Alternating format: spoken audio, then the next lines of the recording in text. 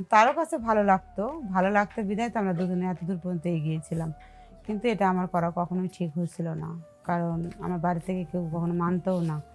পরে আমি ধীরে, ধীরে বুঝতে পারলাম যখন বাড়ি থেকে কেউ মানবো না, হুদাহুদি তার জীবনটা নষ্ট করে আমার কোনো লাভ নেই। তখন আমি তারে বললাম যে, "আপনি শুধু আমার জ্যেষ্ঠ একটা মাস্টার, মানে আমার প্রাইভেট একটা স্যার। আপনি শুধু আমাকে লেখাপড়া শিখাইতে আসেন, ঠিক আছে, এই পর্যন্তই। কিন্তু আমি যে এতদূর পর্যন্ত আগিয়েছি, মানে এগিয়েছি, এতদূর পর্যন্ত শারীরিক সম্পর্ক অনেকদিন আমার দীর্ঘদিন ধরে এই সম্পর্কটা ছিল। জি, না হলেও মাসখানেক হবে। মানে মাসখানেক মধ্যে না হলেও এই ৭-৮ বার আমি রাত কাটাচ্ছি তার সঙ্গে। কিন্তু আমি এত পাগল হয়ে গেছি যে আমি লেখাপড়ার দিকে আমার মনেই ছিল না যে জি, জি, আমি একটা যে ক্লাস 7 এ পড়ি, কি আমি আরেকটু আগাবো লেখাপড়ার দিকে, মানে এগুলো চিন্তা ছিল না। চিন্তা ছিল শুধু আমার ওই স্যারের দিকে। যে জি, কখন সে আমার কাছে আসবে, কখন আমাকে জড়ায় ধরবে, কখন আমারে করবে, জি। কি এমনি তো কখন আমার আপনার শারীরিক বয়সটা তখন অল্প, আপনার শরীরের চাহিদাটা না, বেশি। হ্যাঁ, হ্যাঁ। মানে এটা ধান্দা ছিল। কিন্তু পরে আমি বুঝলাম যে আমার যে মা-বাবার স্বপ্ন, তখন তো আমি এইভাবে যদি চলতে থাকি, তাহলে আমার মা-বাবার মানে আশা, ভালোবাসা, সম্পর্ক করতে পারবো। কিন্তু আসসালামু আলাইকুম। আমার নাম আঁকি। আমার ধামরাহাট মানে থানা বাড়ি। তো আমি একটা ভালো ফ্যামিলির মেয়ে। আমাদের ফ্যামিলি অনেক ভালো। তো আমার বাড়িতে একটা মানে প্রাইভেট মাস্টার পড়াতে আইতো। আমি ক্লাস 7 এ পড়ি। তো সন্ধ্যা ৭ টায় পড়াইতে আইতো, ১ ঘন্টা পড়ায় চলে যেত। কিন্তু উনি অনেক বেশি বয়স না, ২৫-২৬ বছর বয়স হবে। আর আমি তো অনেক ছোট। পরে ও মাঝে, মাঝে পড়াতে আসতো, মানে কুনজরে তাকাতো, আমি এটা বুঝতাম না। মানে ও মনে হয় আমার অনেক পছন্দ করতো। আর আমি তো অনেক ছোট, মানে ওগুলা ধান্দায় ছিলামই না। আমি তো লেখাপড়ার ধান্দায় ছিলাম। অনেক সময় দেখা যায় লেখাপড়া আমার মানে আমার মতো আমি পড়তেছি, হ্যাঁ, হ্যাঁ মতো তাকায় থাকতো।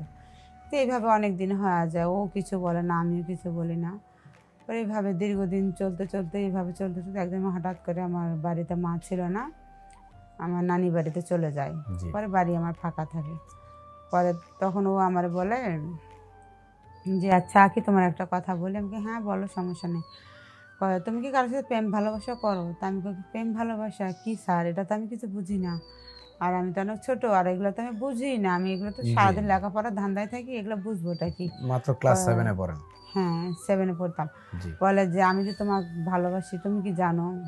তা আমি কই, "না, আমি তো মানে এসব বিষয়ে বুঝি না আর আমি জানি না।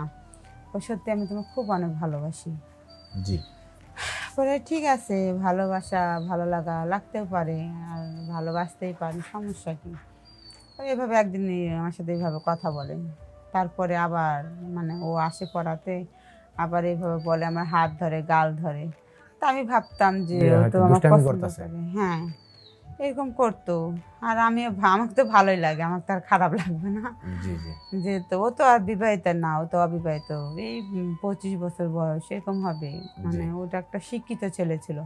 আর দেখতে অনেক হ্যান্ডসাম সুন্দর ছিল। দেখতে যে খারাপ ছিল তা না। কিন্তু ওনাকে আস্তে, আস্তে, আস্তে, আস্তে আমিও তারে পছন্দ করি। মানে আস্তে, আস্তে আমিও তার প্রেমে পড়ে যাই। মানে এটাই কি আপনার জীবনের ফার্স্ট জীবনে প্রেম? ফার্স্ট। আচ্ছা, ওটাই আমার জীবনে ফার্স্ট। তখন তো আমি ছোট, ক্লাস আচ্ছা, 7 এ পড়ি। আচ্ছা। আর তখন তো আমি এত কিছু বুঝতাম না। পরে আস্তে, আস্তে ও যখন আমাদের বলতো, মানে অনেক কিছু সবকিছু খুলে বলে, মানে আমার ছাড়া থাকতে পারে না এই সেই। খালি মানুষের যে ধরলে উপরে চললে কিছু করলে হয় তা না। কিন্তু মনের একটা মনের মিল হলে এক মানে হয়ে এটা যায়। আপনাকে পড়ানো বাদ দিয়ে আপনার সাথে এইসব প্রেমের আলাপ করতো। হ্যাঁ, তো আমি অনেক মজা পাতাম। পরে আস্তে, আস্তে এখন আমি তো আমাকে ভালো লাগে, তখন আমি বললাম যে হ্যাঁ, তখন স্যারে আমারে বলে, "তাহলে একদিন তোমার বান্ধবীর বাসার কথা বলে একদিন চলো আমরা কোনো জায়গা থেকে বেড়ায় আসি।" মানে এইসব ব্যাপারটা আপনার আব্বু বা আম্মু কোনো সময় না, খেয়াল কেউ করেন? জানতো না। আচ্ছা। আর ও তো শুধু আমাকে এক ঘরে একলা ঘরে পড়াতো। ও আচ্ছা, আর আচ্ছা। আমাদের রুমে কেউ আসতও না। আর আমার বাবা তো দেশের বাইরে থাকে, বিদেশে সৌদিতে। আর ও বাড়িতে আচ্ছা। মা থাকে একা, আর একটা ভাই ঢাকা শহরে লেখাপড়া করে। ও আর আমি আচ্ছা। তো একা। আচ্ছা, আচ্ছা। পরে আমরা লেখাপড়া শিখাতে আসে, প্রাইভেট পড়াতে আসে তো ঘরের মধ্যে। আমাদের ওই রুমে কেউ যেত না। মানে আমাদের মানে এমনি কথাবার্তা হতো, অন্য কিছু না। জি, আর অন্য কিছু করার চিন্তা ভাবনা তো আমাদের রুমে এগুলো মানে সিদ্ধান্ত আমরা নেই নাই। জি। পরে আমি আস্তে, আস্তে বুঝলাম যে ও তো আমাকে অনেক ভালোবাসে। তখন আমি মায়ের কাছে বললাম যে, "মা, আমি আমার বান্ধবীর বাড়িতে বেড়াতে যাই। আমি আজকে রাত্রে আসবো না।" মানে ওই যে স্যার যে বলল আপনাকে আপনার কোনো বান্ধবীর বাসায় যেতে, তার জন্য মিথ্যা কথা হ্যাঁ। বললেন। পরে মায়ের বলে আমি স্যারের সাথে দেখা করে আমরা দুজনে চলে যাই। বান্ধবীর বাসায় কথা বলে আমি তার বাসায় যাই। আচ্ছা। উনার বাসায় সেদিন কেউ ছিল না। উনি একা ছিল। জি। তো গেলাম তার বাসায়, তার লগে সে তার রুমে গেলাম।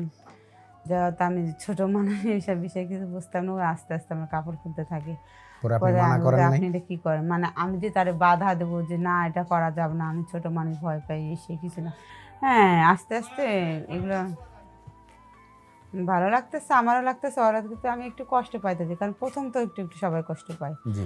পরে আমি একটু একটু কষ্ট পাইতেছি। তারপরে এইভাবে দীর্ঘদিন আমাদের সম্পর্ক চলতেই থাকে। তো আমার কাছে অনেক খুব ভালো লাগে, তারও ভালো লাগে, আমাকেও ভালো লাগে। পরে আমি তারে বললাম যে আপনি যে আমার সাথে এভাবে শারীরিক সম্পর্ক করেন, আপনি কি আমার বিয়ে করবেন? বিয়ে যদি আমি না করি তাহলে তোমার সাথে আমি এইভাবে মানে সম্পর্ক রাখতেছি কেন? আর এই শারীরিক সম্পর্ক মানে তো বিয়ে করা। জি। তো আমি তখন ভাবলাম যে ঠিক আছে, ও যদি আমার বিয়ে করার মানে চিন্তা ভাবনা তো নিশ্চয়ই আমাকে বিয়ে করার জন্য, তাহলে আমার এটা করলে সমস্যাটা কি? কোনো সমস্যাই তো না। আমি তার সাথে এইভাবে মানে সম্পর্ক রাখতেছি, করতে আছি, যখন মানে ভালো লাগতেছে না তার সঙ্গে যাইতেছি। কিন্তু এটি করার পর থেকে বাড়িতে এসে আমার কোনো কিছু মানে লেখাপড়া তো মন যাইতো না। আর কোনো কাজকাম আমাকে ভালো লাগতো না। মানে কখন তারে আমার কাছে পাবো, কখন তারে আমার কাছে পাবো, মানে এরকম একটা মনে হতো। পরে শেষে আমরা এভাবে সারাক্ষণ এগুলো চলতেই থাকি। পরেতে আমি আর আমার তো সেরকম বয়স হয় না যে আমার বিয়ে মানে বিয়ের কথা তারে বলতে যাবো। আর বাড়ি থেকে বলে তোরে কখনো মাইনে নেব না। যে পড়াতে আস্তে আস্তে আমাদের এতদূর পর্যন্ত আমরা চলে গেছি। পরে কিন্তু এটা আমার অন্যায় হয়েছে। এটা আমার করা ঠিক হয় না। যেহেতু সে আমাকে পড়াতে আসছে, প্রাইভেট একটা মাস্টার। আর আমি একটা ছাত্রী ছিলাম। এটা কিভাবে সম্ভব? কিন্তু আমার কাছে বোঝা যায় আমাকে অনেক ভালো লাগতো। যে তারও কাছে ভালো লাগতো। ভালো লাগতো বিধায় তো আমরা দুজনে এতদূর পর্যন্ত এগিয়েছিলাম। কিন্তু এটা আমার করা কখনোই ঠিক হয়েছিল না। কারণ আমার বাড়ি থেকে কেউ কখনো মানতও না। পরে আমি ধীরে ধীরে বুঝতে পারলাম, যখন বাড়ি থেকে কেউ মানবো না, হুদাহুদি তার জীবনটা নষ্ট করে আমার কোনো লাভ নেই।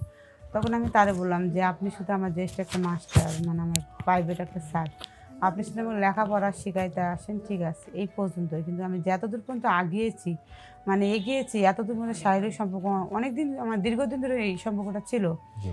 না হলেও মাসখানেক হবে, মানে মাসখানেক মধ্যে না হলেও এই ৭-৮ বার আমি রাত কাটাচ্ছি তার সঙ্গে। কিন্তু আমি এত পাগল হয়ে গেছি যে আমি লেখাপড়ার দিকে আমার মনেই ছিল না যে জি, জি। আমি একটা যে ক্লাস 7 এ পড়ি, কি আমি আরেকটু আগাবো লেখাপড়ার দিকে, মানে এগুলো চিন্তা ছিল না। চিন্তা ছিল শুধু আমার ওই স্যারের দিকে, যে কখন সে আমার কাছে আসবে, কখন আমাকে জড়ায় ধরবে, কখন আমার করবে, জি, যে এমনি তো কখন আমার আপনার শারীরিক বয়সটা তখন অল্প, আপনার শরীরের চাহিদাটা না, বেশি। হ্যাঁ, হ্যাঁ।